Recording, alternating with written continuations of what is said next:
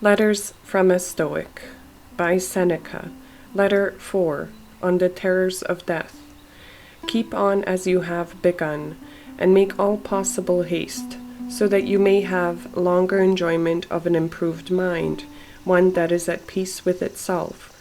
Doubtless you will derive enjoyment during the time when you are improving your mind and setting it at peace with itself. But quite different is the pleasure which comes from contemplation when one's mind is so cleansed from every stain that it shines.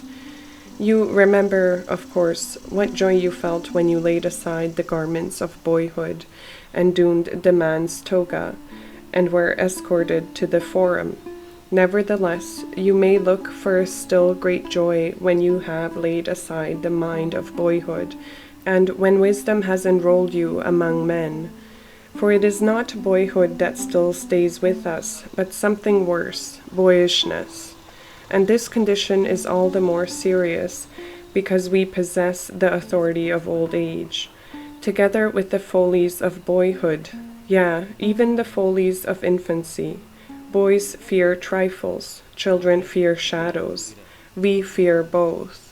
All you need to do is to advance. You will thus understand that some things are less to be dreaded, precisely because they inspire us with great fear.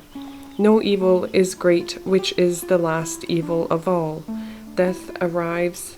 It would be a thing to dread, if it could remain with you. But death must neither not come at all, or else must come and pass away. It is difficult, however, you say, to bring the mind to a point where it can scorn life.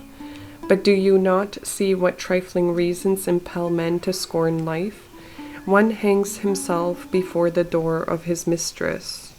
Another hurls himself from the housetop, that he may no longer be compelled to bear the taunts of a bad-tempered master.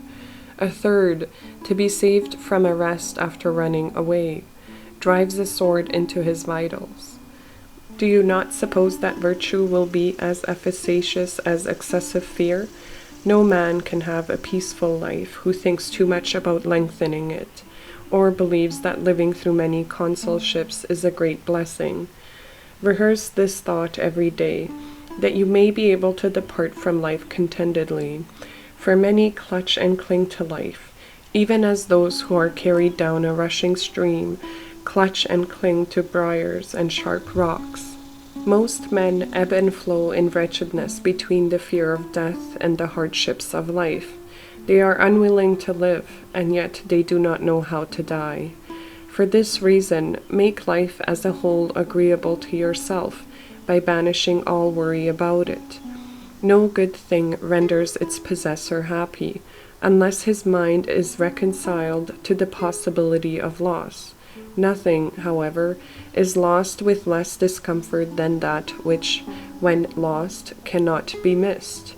Therefore, encourage and toughen your spirit against the mishaps that afflict even the most powerful.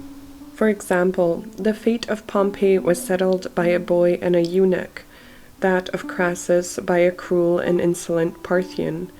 Gaius Caesar ordered Lepidus to bare his neck for the acts of the tribune Dexter, and he himself offered his own throat to Caria. No man has ever been so far advanced by fortune that she did not threaten him as greatly as she had previously indulged him. Do not trust her seeming calm.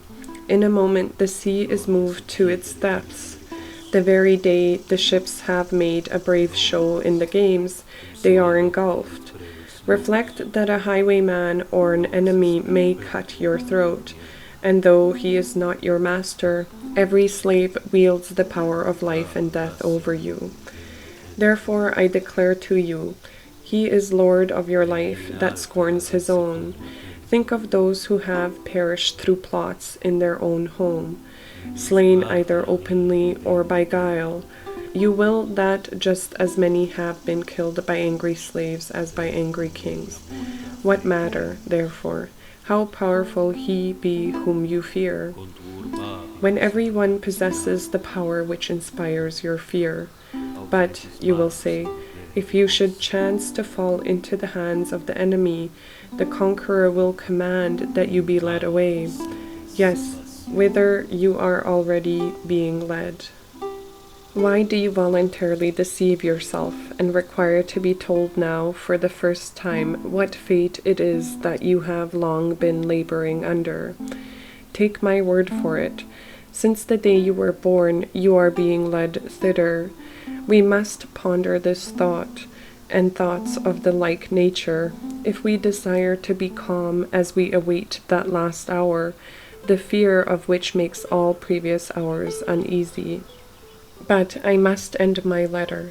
Let me share with you the saying which pleased me today. It, too, is called from another man's garden. Poverty brought into conformity with the law of nature is great wealth.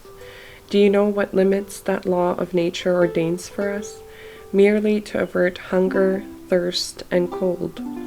In order to banish hunger and thirst, it is not necessary for you to pay court at the doors of the purse-proud, or to submit to the stern frown, or to the kindness that humiliates, nor is it necessary for you to scour the seas, or go campaigning.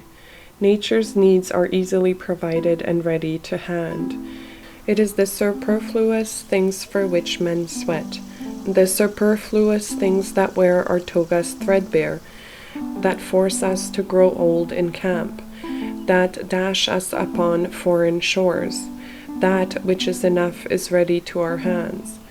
He who has made a fair compact with poverty is rich. Farewell.